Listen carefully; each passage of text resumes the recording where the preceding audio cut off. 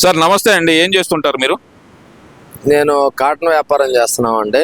మేము కాటన్ వ్యాపారం మాది కొర్నిపాడు అండి. ఓకే కొర్నిపాడు నుంచి గుంటూరు 97లో వచ్చాము. ఓకే సార్, ఇప్పుడు బిజినెస్ ఎలా ఉంది? ప్రభుత్వం వచ్చిన తర్వాత కాటన్ ఫీల్డ్ కానీ అసలు వ్యవసాయదారులను కానీ పట్టించుకోవటం లేదు అనేది ఒక ప్రధానమైన ఆరోపణ వస్తుంది ప్రభుత్వం మీద, నిజమేనా అది?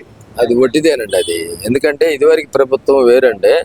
ఇదివరకు ప్రభుత్వం మీద మనం ఎక్కడైనా హాస్పిటల్ వెళ్ళాలంటే ఆ గుంటల్లో బొక్కబోరలు పడి ఎలాసిన కాడికి వెళ్ళకుండా ఈడే స్వర్గానికి వెళ్ళిపోతున్నాడు.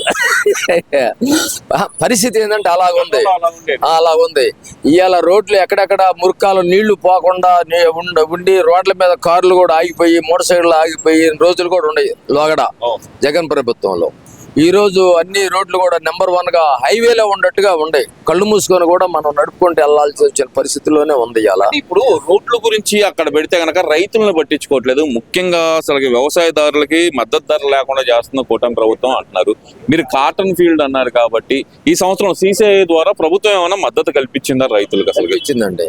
ఇదివరకు సిసిఐ లేనప్పుడు ఒక విధంగా ఉంది, సిసిఐ ఉండగా ఇంకొక విధంగా ఉంది. సిసిఐ మంచి మార్కెట్ ఇచ్చింది, కప్పాస్ కూడా కొంది. కాకపోతే ఏంటంటే కాటన్లో ఎనసికి వచ్చేసరికి ఒక పురుగు వచ్చింది. ఆ పురుగు రాటాన ఆ క్వాలిటీ గులాబీ రంగు పురుగు రాటాన అది క్వాలిటీ కొనలేక ఇదేంది. అంతేగాని మంచి మార్కెట్ ఇచ్చింది. సిసిఐ కూడా అందరు తెచ్చుకొని మంచి హ్యాపీగానే ఉన్నారు. నెక్స్ట్ ఈ సంవత్సరం కొద్దిగా కాటన్ కూడా పెరగొచ్చని ఆలోచన ఉంది ఈ సంవత్సరం.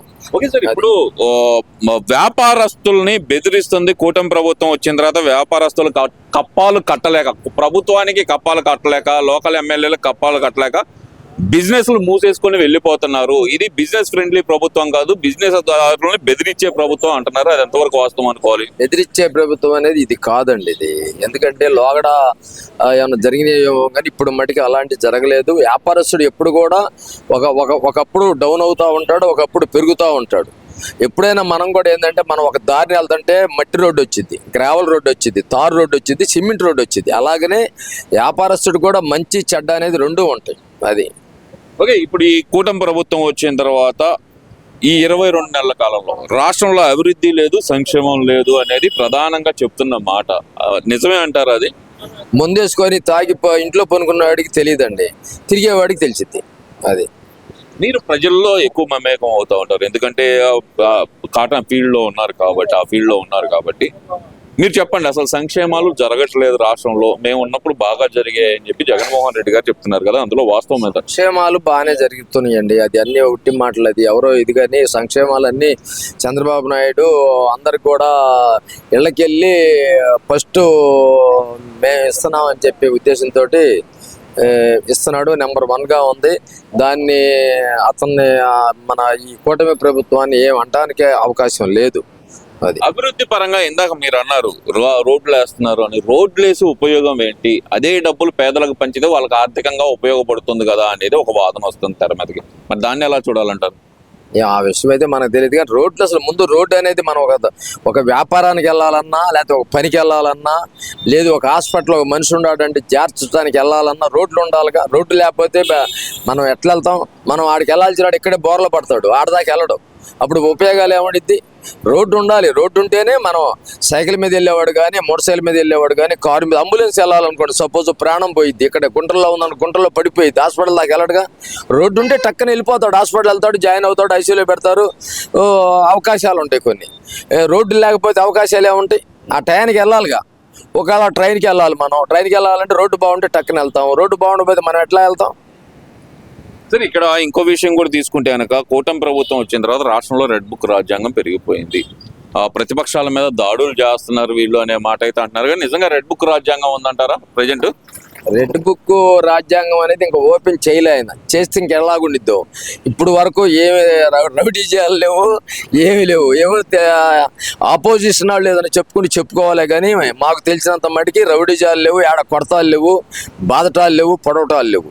మీరు లేదు అంటున్నారు సార్. రీసెంట్ గానే చూస్తే మనకు ఎప్పుడు లేని విధంగా గుంటూరులోనే అంబటి రాంబాబు గారి మీద జరిగిన దాడి కానీ ఆయన చెప్తుంది అదే, నా మీద జరిగిన దాడే ప్రధానంగా ఉంది, ఇక్కడ రెడ్ బుక్ రాజ్యాంగానికి అదే ఆయువు పట్టు కదా అంటున్నారు కదా. మరి అది ఇప్పుడు ఈ 2 సంవత్సరాలు అది ఒక్కటే జరిగింది కానీ ఇంత మటుకు ఎక్కడ ఏం జరగలేదుగా. అది కూడా అతను నోరు మాట్లాడే విధి విధానాలు కుదరక జరిగింది. నువ్వైనా నేనైనా మాట్లాడే విధానంలో ఏం తేడా వస్తే టక్కున దెబ్బలు పడిపోతాయి ఆటోమేటిక్. ఎవరికైనా నీకైనా పడతాయి, నాకైనా పడతాయి. అంటే మాట్లాడే విధానం వల్లే, అంటే ఆ మాట తీరు వల్లే జరిగిందంటారా? 100% మాట తీరు వాళ్ళు. ఇదంతా ఒక ఎత్తు అయితే గనక జగన్మోహన్ రెడ్డి గారు చెప్తుంది ఒకటే అండి. ఒక సంవత్సరం అంటే 2027 చివరి నుంచి నేను పాదయాత్ర చేస్తాను, సంవత్సరంన్నర పాటు పాదయాత్ర చేస్తాను, ప్రజల్లోకి వస్తాను అంటున్నారు కదా, మరి దాన్ని ఎలా చూడాలంటారు? ఏదైనా కష్టకాలం ఉంటాయి, అన్ని కూడా కష్టకాలాలు. అతను 5 సంవత్సరాలు పని తీరును బట్టే జనం వీళ్ళకి ఈ రంగా ఓట్లేశారు. రాబోయే రోజుల్లో కూడా మీరు చెప్పే విషయాలు చాలా కష్టకాలంగా ఉంటాయి. అంటే మీరు అంటున్నారు ప్రజలు ఓట్లు వేశారని మీరు అంటున్నారు, కాదు ఈవీఎంలు మార్చారు అందుకనే గెలిచారు అని చెప్పి ఇప్పటికీ గట్టిగా ప్రచారం చేస్తున్నారు. మరి అంత ముందు కూడా అట్లా అని అనుకోవాలిగా. ఓకే, అంటే సింపుల్ లాజిక్ తో తేల్చేసామంటారు అంతే, అంత ముందు కూడా అంతే అనుకోవాలిగా. అది సరే. ఇప్పుడు ఇంకో విషయానికి వస్తే గనక 2029 కళ్ళు మూసుకొని కళ్ళు తెరిస్తే గనక 2029 3 ఏళ్లలో మనమే అధికారంలోకి వస్తాం. ఈసారి వస్తే కనుక సినిమా మామూలుగా ఉండదు, ఒక్కొక్కరికి రప్పనే. ఇది ఒక మాజీ ముఖ్యమంత్రి గారు చెప్తున్న మాట. అది ఎంతవరకు కరెక్ట్ అంటారు? అతను చెప్పాల్సిన మాట కాదు అది. అది అంటే అలాంటి మాటలు చెప్పి ఎలా చూడాలంటారు? రెచ్చగొట్టే వ్యాఖ్యలు ప్రజల్లో భయం ఏర్పడింది, ఇంకా ప్రజల్లో భయం ఏర్పడింది, ఇంకా ప్రజల్లో భయం ఏర్పడింది అంటారు. మేము వస్తే సినిమా చూపిస్తాం ఇలాంటి వ్యాఖ్యల వల్ల. అదే అవును. ఇప్పుడు అయితే 2029 అయితే కష్టకాలమే అంటారు జగన్మోహన్ రెడ్డి గారు. కష్టకాలం. Thank you.